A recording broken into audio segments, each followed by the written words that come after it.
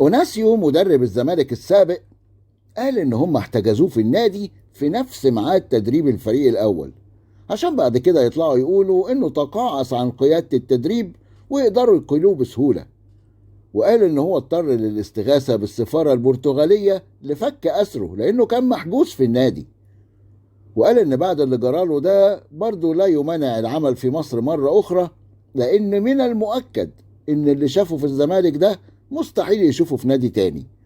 والدليل ان الاهلي ناجح ومستقر ويحقق بطولات. كارتيرون مدرب الاهلي والزمالك السابق استضافوه على قناة الزمالك وسألوه عن الفرق بين الاهلي والزمالك. كانوا فاكرين ان هو على قناة الزمالك بقى فهيجاملهم ويشتم في الاهلي ويمجد في الزمالك، واتفاجئوا بالراجل بيقول لهم ان الاهلي منضبط زي الآلة، منظم زي باير ميونشن بالظبط، انما الزمالك فيه مشاكل ادارية كتير، لكن برضو كله بيحب بعض وبيحبوا النادي وهم يحبوا بعض وكده يعني.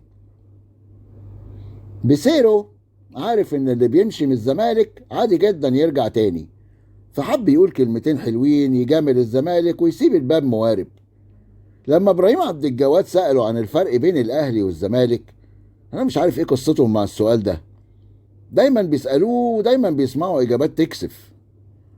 المهم بيسيرو قال ان الاهلي منظم جدا اداريا، وقال انه حتى لو في مشكلة عند لعيب بتتحل بعيد عن بقية اللعيبة علشان الفريق ما يتأثرش، لكن الزمالك مفضوح، اي حاجة بتحصل تلاقيها انتشرت في الاعلام كله.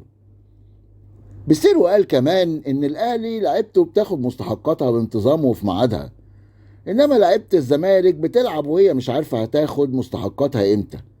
وقال كمان انه بيحب جمهور الزمالك جدا لان الجمهور ده بيشجع رغم انه عارف ان اللعيبة بتلعب من غير مستحقات، فبيشكر اللعيبة على ادائهم الرائع من غير مستحقات. انا مش عارف فين الاداء الرائع ده.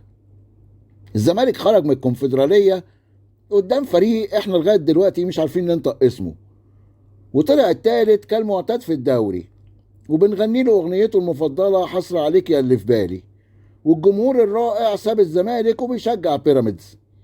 فباختصار كده بيسيرو جه كحلة ففضحهم وعماها. وعلى فكرة انا مش بتكلم عن كل الامثلة اللي في الموضوع ده، لانه في ناس كتير قوي زي بيسيرو دول ولو اتكلمنا مش هنخلص. اي حد ربنا بيكتب له النجاة من الزمالك من غير ضرب او احتجاز بيطلع برضه يحكي عن فضايحهم والايام السوداء اللي شافها في النادي. لكن دايما كده اللي بتجيله فرصة انه يمثل او يشتغل في الناديين بيطلع دايما يتكلم عن الفروق الرهيبة بين كبير القوم ونادي المزاريطة الرياضي، اكبر قلعة رياضية في مصر. ناس ما عندهاش دم.